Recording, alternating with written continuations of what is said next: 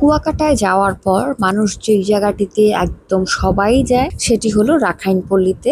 এইখানে সবাই যাওয়ার একটাই কারণ, সবাই ভাবে যে এই জায়গাটিতে গেলে তারা স্বল্প মূল্যে তাদের প্রিয়জনদের জন্য অনেক কিছু কিনে নিয়ে আসতে পারবে। আমার অভিজ্ঞতা থেকে আমি আপনাদেরকে কি সাজেশন দিচ্ছি জানতে হলে পুরো ভিডিওটি দেখতে হবে। হ্যালো গাইজ, আসসালামু আলাইকুম। সবাই কেমন আছেন? আশা করছি খুব ভালো আছেন। আমিও আলহামদুলিল্লাহ ভালো আছি। And welcome to my another new blog. আজকে আমি চলে গিয়েছিলাম কুয়াকাটার রাখাইনপল্লীতে। যেই রাখাইনপল্লীতে আমি যাওয়ার পর বেশ অনেকক্ষণ ঘুরেছি, আর ঢোকার সময় বেশ কিছু ডাবও দেখেছি। আর এখানে প্রতিটা দোকানে আসলে আমরা বিচের ধারে যেই জিনিসগুলো পাই সেম ধরনের জিনিসই ছিল। আর তবে যেহেতু রাখাইনপল্লী, তাই এখানে বেশ কিছু তাঁতের ড্রেস, শাড়ি, লুঙ্গি, গামছা, এই ধরনের শল, এছাড়াও কিন্তু বেডশিটও ছিল।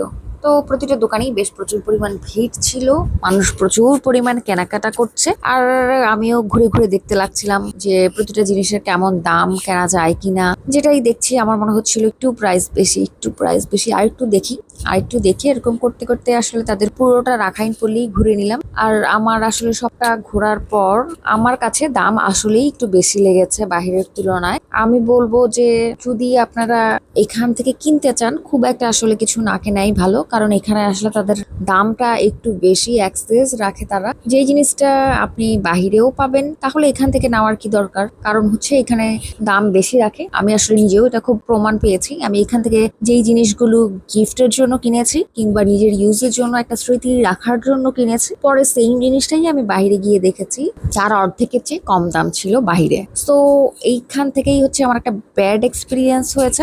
আমরা কোনো জায়গায় যাই সেই জায়গার একটা মেমোরি রাখার জন্য, সেই জায়গা থেকে জিনিস কিনে মানুষকে গিফট করার জন্য। তো সেই জায়গায় যদি আমি একটু রিজনেবল প্রাইসে না পাই, তাহলে আমি কি করে কিনবো, কিংবা আমি কিভাবে মানুষকে সাজেস্ট করব যে আপনিও এই জায়গাটি থেকে কিনতে পারেন, স্বল্প মূল্যে খুব সুন্দর জিনিস কিনে নিয়ে আসতে পারবেন এবং মানুষকে গিফট করতে পারবেন। তো এই ক্ষেত্রে অ্যাকচুয়ালি আমার অভিজ্ঞতাটা আসলে খুব বেশি ভালো হয়নি এই রাখাইনপল্লীতে গিয়ে। তো যারা কিনেছেন কিংবা কিনছেন, আমি জানি না তাদের ভালো লেগেছে কিনা। আমার কাছে তো বললামই কেমন লেগেছে। আর রাখাইনপল্লী ঘুরে ঘুরে সুন্দর সুন্দর জিনিসই পেয়ে যাবেন, যেহেতু তারা নিজেই অনেক কিছু বানিয়ে থাকে, স্পেশালি শাল, ড্রেস, থ্রি পিস, কুর্তি, খামির, গামছা, ভালো ভালো জিনিসই পেয়ে যাবেন। তো আপনারা বুঝে শুনে কিনবেন। তো এই ছিল আমার আজকে স্বল্প সময়ের ভিডিও, যা আমি আপনাদের সাথে শেয়ার করেছি। আশা করছি খুব ভালো লেগেছে। যদি ভালো লেগে থাকে একটি লাইক দিবেন, and don't forget to subscribe. দেখা হবে অন্য কোনো ভিডিওতে। সেই পর্যন্ত সবাই ভালো থাকবেন, সুস্থ থাকবেন। আল্লাহ হাফেজ।